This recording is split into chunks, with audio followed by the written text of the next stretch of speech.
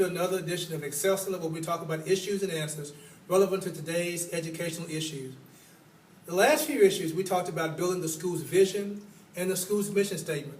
We talked about the 4 kinds of data. We talked about academic data, we talked about background data, we talked about perception data, and we talked about demographic data. We ended by talking about how to use academic data to build school goals. Well, today we're going to focus on school goals. So to do that, let me just show you how we built our school goals. We start by looking at our LEAP scores, our iLEAP scores, and our hour scores, our benchmark scores, and our end of the year kindergarten mastery scores from the end of the year to build our scores for the next year. That's how we build our school goals. In order to build the school goals, I and my administrative team look at the data first. Once we disaggregate the data, then I meet with my leadership team of teachers, and we look at the data and we talk about the percentage of growth that's needed to meet our overall SPS. We then present it to the overall faculty and staff, which means everyone, every stakeholder, from the custodian to the person in the kitchen, everyone is in that faculty meeting when we talk about what we have to grow as a school. The last thing we do is we share it with our public, so meaning we share it with our community and our back to school bash, and we share it with our students throughout the year. And we keep that in front of them throughout the school year. So let's take a look at some of our school goals. The first one is our math. As you see, we have it broken down in grades 3, 4, and 5. We have the percentage that needs to go from advanced, the percentage they have to go to in mastery, the percentage have to go in basic, and do the same thing for grades 3, 4, and 5.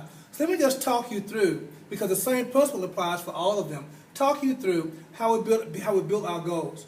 For instance, in 3rd grade, we had 0% of students in advance. Well, our goal to meet our SPS was we knew we had to get at least 5% of the students had to score advanced.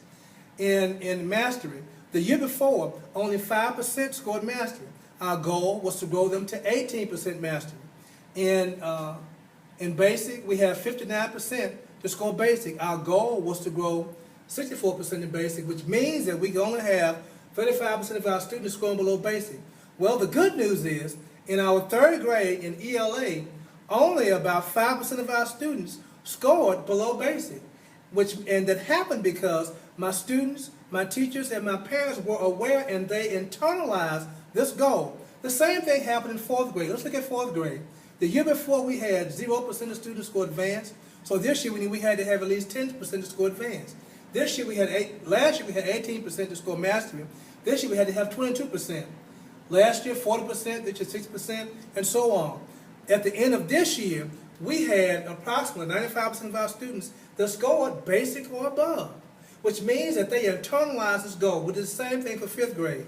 The same principle applies for ELA, and these are our ELA goals. They're mirrored the same way as our math goals. Every teacher has a copy of this in what we call their ILP, or the professional growth binder. As you can see, it's posted on the wall in the school, so when students walk in, they can see it every day. Here we have our 1st and 2nd grade and ECE and kindergarten goals. Now this is a little different. Our 1st and 2nd grade scores, our goal, are based on the hour scores. And so we did it based upon the percentage. I know that I can pretty much gauge my 4th grade scores based upon my hour scores. So our goal was that 80% of our students in 2nd grade and 1st grade would score, 80% of them would score at the basic level or above on the hour test and the end of the year benchmark test for 1st grade. I'm happy to say that we met that goal this year because they internalized this right here. ECE in kindergarten.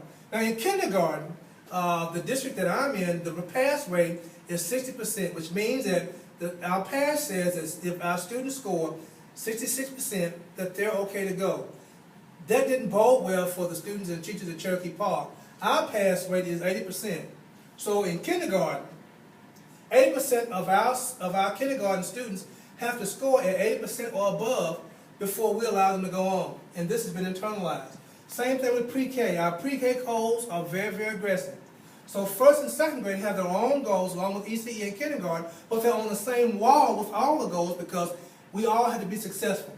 The same thing happens with science, and we have our social studies goals right here. It's really important as you build your goals that you include science and social studies. In the context of NCLB, No Child Left Behind, and growing students have to grow roundedly, which means you have to grow the whole child.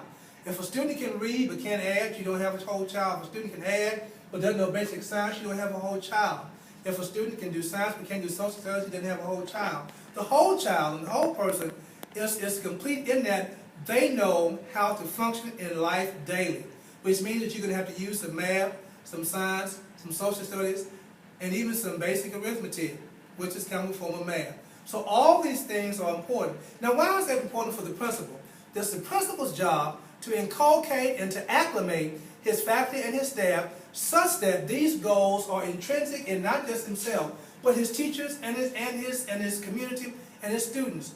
All my teachers internalize this. All my students are aware of this. As a principal, it's really important for you to know this, digest this, and keep this before your faculty and staff on a weekly basis. As is the principal, so is the school. If you grow, your school grows. Thank you for this edition of Excelsior. Have a great day. See you next week.